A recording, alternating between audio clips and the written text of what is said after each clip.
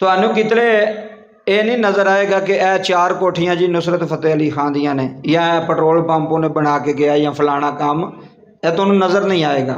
वो क्योंकि वो सबक की सी, वो गल की सी, वो गल दस बड़ा वड्डा सबक है। किसे पुछण वाले पुछया भी तू एडा वड्डा बंदा, पूरी दुनिया तू पैसे कमाने वाला बंदा, थोड़े पैसे नहीं तू कमाए तो पैसे छड्डे कित्थे नहीं, पैसों का कीता की आ, किहड़ा कारोबार कीता ही कि जिहड़ा दुनिया तो बाद चलो किसी को पता लगे भी इन्ना कारोबार सी फलाने बंदे का, इन्नियां कोठियां सन, इन्ने जनाबे वाला प्लाट खरीद के छड्ड के गया है, की काम कीता ही। ऐ सुनियो जी किड्डा वड्डा बंदा और काम किहड़ा करदा सी, वो काम तुहानूं दस्सण लगा। उन्हें कहा यार गल सुन मेरी, मैं जदों भी यूरोप के टूर ते आउणा या अमेरिका लाउणा या किसी भी इधर बाहर टूर ते आउणा, मैं जिन्ना पैसा कमाना सा ना कमा के घर लैके जाना सा, घर लैके जाके ते अपने सारे भैन भरावां नूं बुलाना सा। ऐ जी असल गल, सारे भैन भरावां नूं बुला के ते 4 पाई दे उत्ते मैं सारे पैसे खिलार देने, जिन्ने मैं पैसे इत्थों कमा के खड़ने यूरोप चों अमेरिका चों बाहर किसी मुल्क चों, जिन्ने भी मैं डॉलर पाउंड कमाने वो मैं 4 पाई ते जाके खिलार देने सारे पैसे। तो जिन्ने भी मेरे भैन भरा सन उन्होंने सारे बुला लेना ते बुला के उन्होंने कहना भी जिन्ने जिन्ने चुकने जे चुक लो।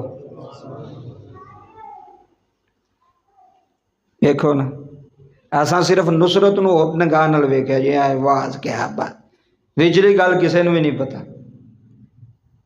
फरमांदे ने जिन्ने पैसे वो कहंदा है, वो जिहड़ा बंदा जानन वाला सी उहदे कोल गया, उन्हें अगू दुनिया नूं दस्सिया कि वो कहंदे जिन्ने पैसे मैं कमा के लैके जाने मैं सारे 4 पाई ते खिलार देने, ते जिन्ने मेरे भैन भरा माड़े सन ना, सारे तगड़े तो नहीं सन, उन्हें सारिਆਂ ਨੂੰ जमा कर लेना तो मैं कहना चुक लो भी अपना अपना हिस्सा जिन्ना जिन्ना चुकना जे, तो सारे जिन्ने जिन्ने चुकने चुक लेने तो जेडे रह जाने वो फिर मैं लैने। उन्हें पूछा भी नुसरत फतेह अली खान भी तू ये काम क्यों करना सा, हालांकि पैसे तो तू कमाना सा, तेरे भरा तो नहीं सन कमाते, मेहनत तो तू करना सा, तेरे भरा तो नहीं सन करते, तेरे भैन भरा वो तो पाकिस्तान ने, जोर तो तेरा लगता सी, मेहनत तो तेरी लगती सी, आवाज़ तो तेरी सी, लोग तो तेनू जानते सन। उन्हें उस तो वड्डा जुमला आख्या, उन्हें कहा मैं जो पैसे लैके जाना भैन भरावां देना वा, अपने भैन भरावां मदद करना, तो मैं सोचना वा कि नुसरत अगर अज तू सिंगर ना होंदा, तेरी जगह तो कोई होर तेरा भैन भरा होंदा, तो फिर तू की करना सी।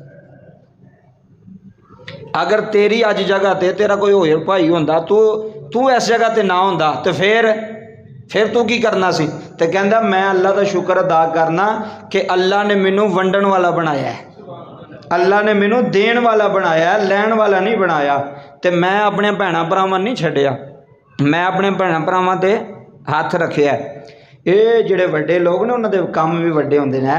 इत्थे भरा पता क्या आंदे, वो भाई मेहनत मैं करना, ये तो सारे वेले ने, पैसे मैं कमाना, ये तो सारे वेले ने, तो मैं मेहनत करना तो मैं इन्हों क्यों दें। इंज ही गल है ना जी, साढ़े मुआशरे के अंदर हर पासे ये सिस्टम है, हर घर में ये सिस्टम है। जेड़ा भरा कमांदा है उसकी आकड़ ही नहीं पाई जाती, वो आंदा मैं कमाना, मैं मेहनत करना, मैं तगदो करना, तुसी तो वेले रहंदे हो, तुहानू की पता मैनू कितनियां मुश्किलां ने, मैनू कितनियां परेशानियां ने।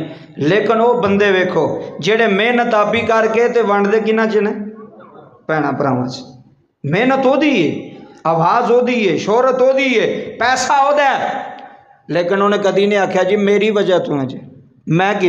उन्हें क्या मैं सोचना अगर जिस मकाम ते मैं अगर अल्लाह मैनू ना करदा इस मकाम ते, मेरे किसी भरा नूं घर छड्डदा, तो मैं अज इस मकाम ते नहीं सी होना, अज मैं इस मरतबे ते नहीं सी होना। अल्लाह ने मैनू मौका दिता है, अल्लाह जिंदगी च मौका देंदा, जिन्हों अल्लाह माल दौलत दवे ना, भैन भरावां तू ना खर्च करे, वो अपना ही सोचे भी मेरा बने।